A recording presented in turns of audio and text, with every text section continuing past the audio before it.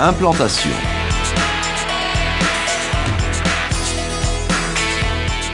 Pour réaliser une implantation, il est nécessaire de posséder le plan de situation, plan de masse, le plan de géomètre et le plan de fondation.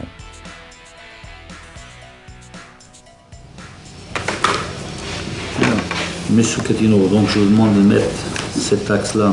Donc l'axe ici. Le conducteur de travaux et le chef de chantier définissent les axes de référence nécessaires à l'implantation. On va porter un deuxième axe sous l'autre bâtiment. Donc on met un deuxième axe ici, sur l'extérieur béton aussi, Voilà. Y2. La cotation des plans d'exécution est rattachée à ces axes. Les points de niveau NGF et les axes de référence sont reportés sur des ouvrages fixes par le géomètre. Ces points de référence sont sauvegardés jusqu'à la fin du chantier. Ici, ce point de référence, situé dans une zone de terrassement, est signalé par un rubalise. Ce point est reporté sur un ouvrage fixe. Encore un petit peu, encore un petit peu. C'est bon.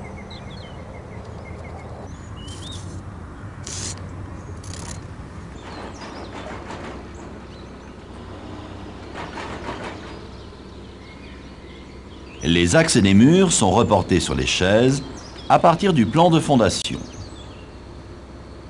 Le plan de fondation définit les axes de fil.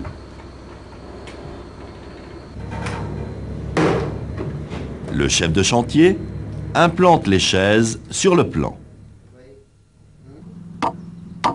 La position des chaises tient compte des terrassements et des zones de circulation. Les piquets sont profondément enfoncés. La stabilité est renforcée par un patin de béton. Une planche en diagonale stabilise cette chaise haute.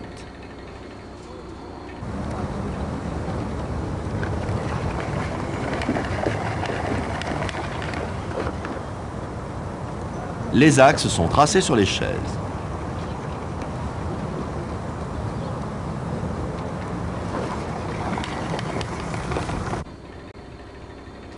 L'axe est repéré par un clou.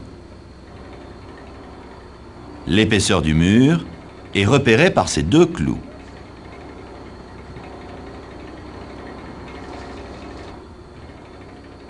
Cette mesure correspond à la longueur du bâtiment.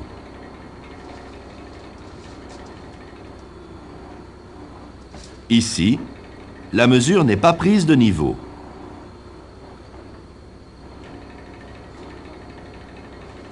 L'implantation du bâtiment est fausse.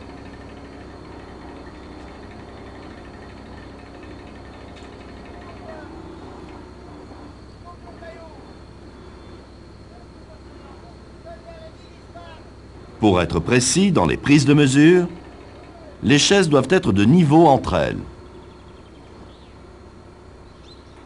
Un trait de niveau définit la hauteur des planches.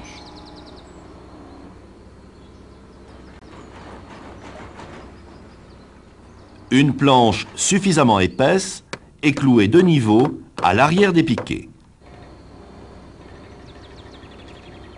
Les chaises sont signalées et conservées jusqu'à l'élévation des murs. Encore un peu, encore un peu. Le point de référence est reporté sur la chaise. Viens à droite un petit peu, un petit peu. C'est bon. C'est bon là, je cloue? Vas-y, clou. À partir du point de référence, l'axe de la file est tracé en premier.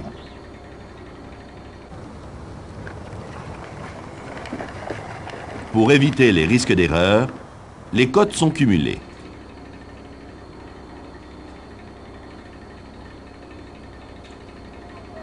En additionnant les cotes entre axes, on évite les erreurs de report et les imprécisions de traçage.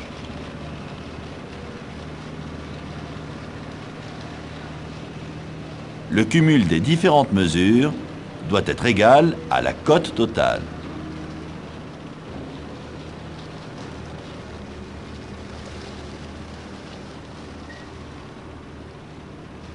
Jamais les cotes ne doivent être mesurées sur le plan.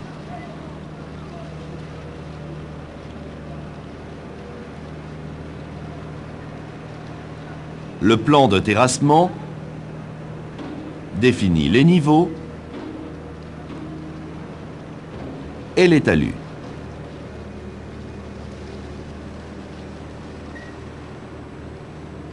L'emprise du bâtiment définit l'implantation du terrassement.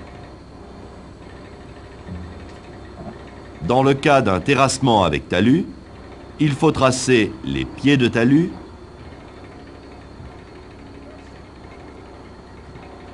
et les têtes de talus.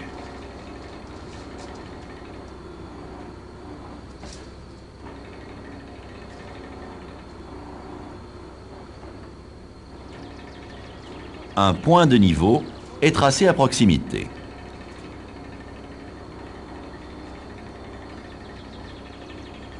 Les réseaux enterrés sont repérés. L'axe de la file est descendu au sol.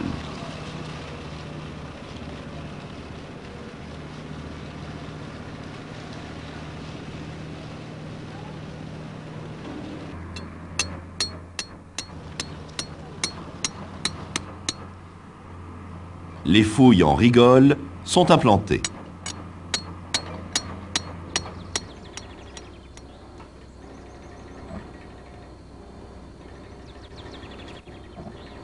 Les fouilles sont tracées au plâtre. Le prolongement du traçage permet de conserver l'alignement des fouilles pendant le terrassement.